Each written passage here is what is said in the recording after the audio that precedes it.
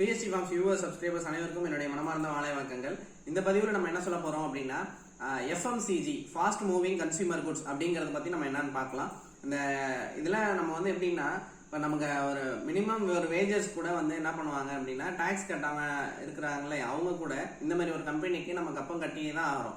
நார்மலா ஒரு மனுஷன் வாழ்ந்தா ஒரு 2-3 கம்பெனிக்கு நம்மளோட பாக்கெட்ல இருந்து பணம் கொடுத்து தான் ஆகிறோம். அது நம்ம கண்ணுக்கே தெரியாம தான் போயிட்டு இருக்கு. இப்போ அது என்னென்ன அப்படின்றத நம்ம பார்க்கலாம்.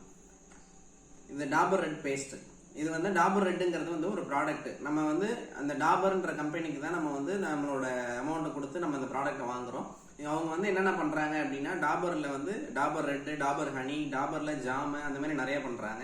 இன்னொன்று வந்து இந்த சிந்தால், இந்த சிந்தால்னு இருக்கு இல்லையா, இந்த சிந்தால் வந்து இது எந்த கம்பெனியோட ப்ராடக்ட் அப்படின்னு பார்த்தோம் அப்படின்னா இது வந்து கோத்ரேஜ் கம்பெனியோட ப்ராடக்ட். நம்ம கொடுக்குற ஒவ்வொரு அமௌண்ட்டும் அந்த கம்பெனிக்கு தான் போய் சேரும். இன்னொன்று வந்து இந்த எம்சீல்னு இருக்கு இல்லையா, இந்த எம்சீல் வந்து ஒரு 10 ரூபா 20 ரூபா பாக்கெட்ல தான் வருது.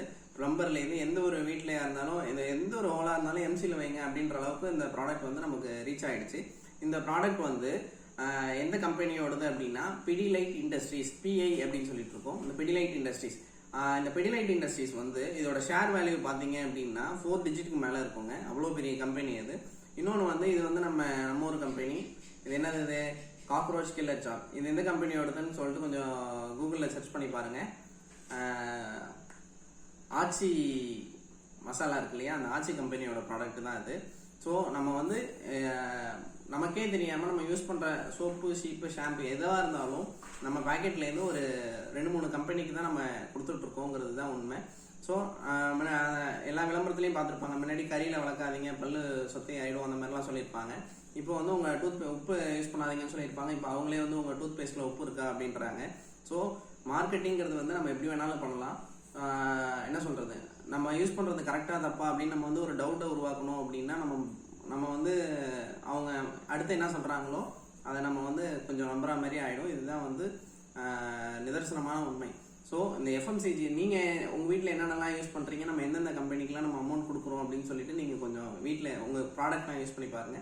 அந்த ப்ராடக்ட்லாம் வந்து இந்தியன் மார்க்கெட்டா இருக்காங்கிறத பார்த்து நம்ம இந்தியன் மார்க்கெட்டுக்காக கொஞ்சம் மாறினோம்னா நம்ம வேர்ல்டு எக்கானமியும் நம்ம மாறும்.